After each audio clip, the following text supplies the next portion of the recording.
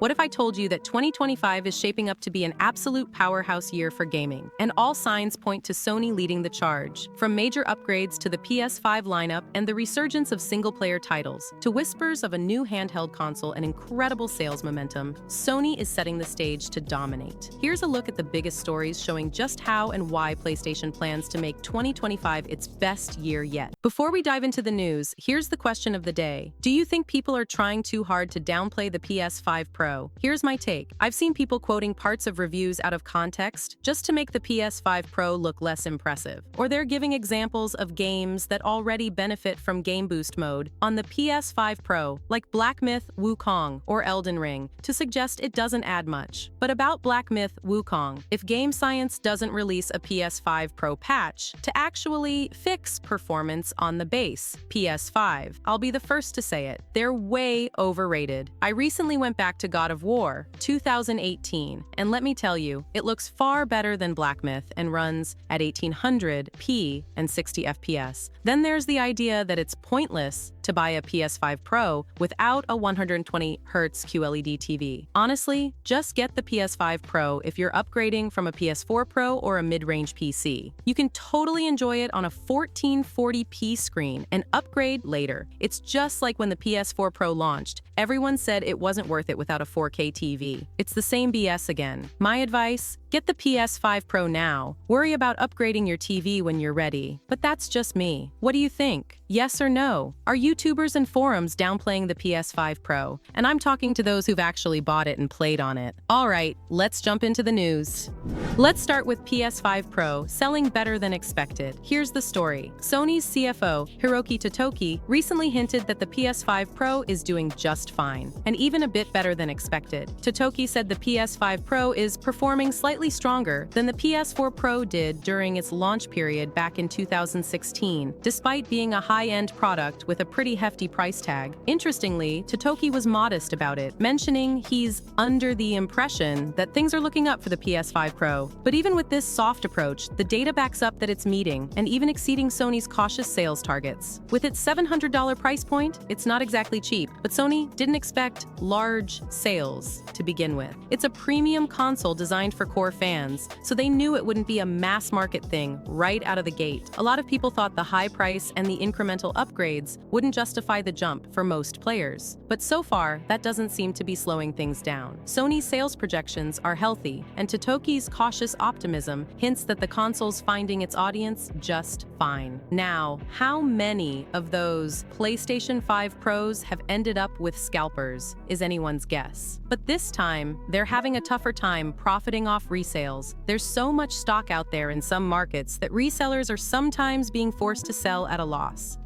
Alright, so here's what's going on with Sony and their push for PlayStation Network account linking on PC games, which isn't sitting well with a lot of PC gamers. Sony's president, Hiroki Totoki, actually acknowledged that asking PC gamers to link PlayStation accounts could invite pushback, but they're doing it anyway. Totoki emphasized that Sony sees this as necessary to create a safe gaming environment where, as he puts it, anybody can enjoy games safely. Totoki elaborated on this in a recent financial call Q&A, saying, "The way to face the issues regarding PC, for instance. The PlayStation accounts that we have offered, well actually, by offering them, for instance, sometimes that tends to invite pushback. But for the live service games, in order to maintain order of the gaming so that anybody can enjoy the games safely, we need to create an environment conducive to that, and of course, enjoying the game freely." It's clear that Sony feels this account linking is crucial for safety and order in gaming. He even goes on to say, having some restrictions may not call it rule, but to ask the users and gamers to follow the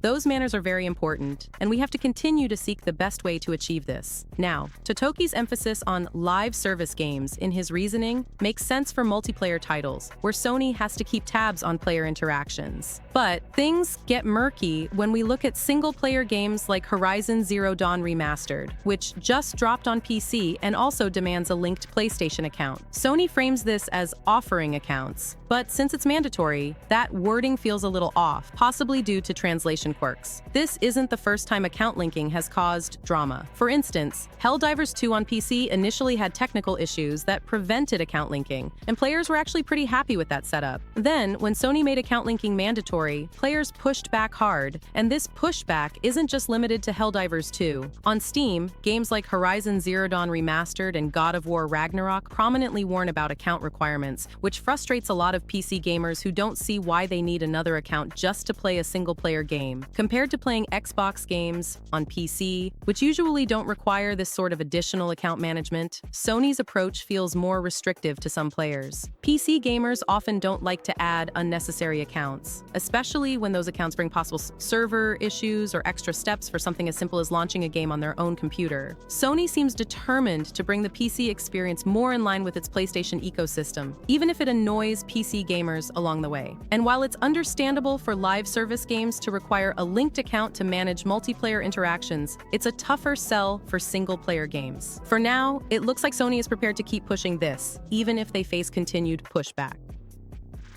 Larian Studios just released a new update for Baldur's Gate 3 on PS5, particularly aimed at optimizing the game for the PS5 Pro. Although Larian has largely wrapped up work on BG3 as they move on to their next project, they're still dropping updates to keep things fresh and smooth for players on the latest Sony hardware. This patch, available for download now, isn't massive, but focuses on a few key graphical enhancements specifically for the PS5 Pro. Now, BG3 can run in native 4K resolution on quality mode, and in performance mode, it upscales from 1440p to 4K while maintaining 60 FPS. Even split-screen mode gets the upgrade, offering players the choice between 30 FPS and 60 FPS, depending on their settings. Beyond the graphics boost, the patch also addresses a multiplayer issue related to mods. Previously, players encountered problems when loading into someone else's game while mods were active, but this update resolves that, ensuring smoother mod usage in multiplayer sessions.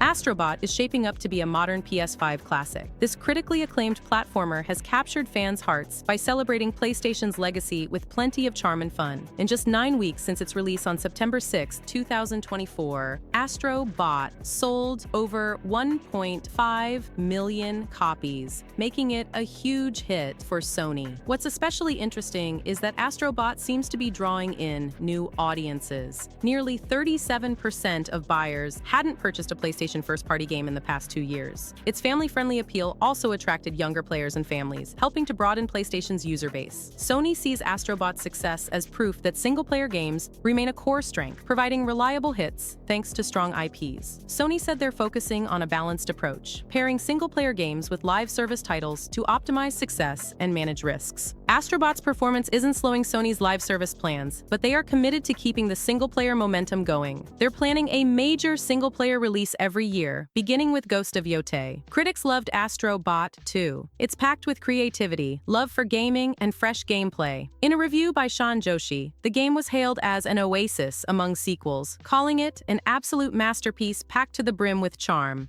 Sony's doubling down on its single-player games, which feels like a return to what the company does best. They just confirmed they'll keep leaning into these kinds of games, even as they branch out with live service games. Sadahiko Hayakawa, Sony's senior VP of Finance, said that Sony's plan is to keep focusing on what they know will be hits, big single-player titles based on their popular franchises. They'll also mix in live service games, though those carry a bit more risk. Hayakawa also mentioned that Sony expects a dip in sales and profits for the second half of the fiscal year compared to last year, mainly because of the massive success of Spider-Man 2 and Helldivers 2, but Sony's optimistic about what's coming up. They're making steady progress on new projects, and starting with Ghost of Yotei, the follow-up to Ghost of Tsushima, they plan to release at least one major single-player game every year, starting in 2025. Along with Ghost of Yotei, Death Stranding 2. On the Beach is also set for a 2025 release, so we can expect some pretty big PS5 titles next year. And Sony's not just focusing on the long term, they want a big single-player game for the holiday season every year. This year, it's a bit unclear if that title will be LEGO Horizon Adventures, which has both solo and co-op play, but in any case, it's good to see Sony staying true to its roots with strong single-player games. There's a lot of speculation around whether Sony will try its hand at a new portable console, especially with the likely release of the Nintendo Switch 2 in 2025 and rumors that Microsoft might be working on a handheld Xbox. But given the mixed legacy of the PS Vita, it's hard to imagine Sony sticking with that name. The Vita did have an impressive OLED screen and some standout games like Tearaway and Uncharted Golden Abyss, but it sold around 10 to 15 million units, which was significantly less than its competitor, the Nintendo 3DS, which sold over 75 million units. Even if Sony released something as powerful as the Steam Deck OLED, they have a spotty track record when it comes to supporting non-console hardware. PSVR 2, which launched to great reviews, hasn't received a consistent flow of software updates or content to keep it in the spotlight. On the other hand, a new handheld could be a good opportunity for Sony financially. They recently raised PS5 prices by 19% in Japan, so it seems the PlayStation division could use a fresh revenue stream. Plus, the handheld gaming market is booming, not only with the Steam Deck but also devices like the Windows-powered Asus ROG.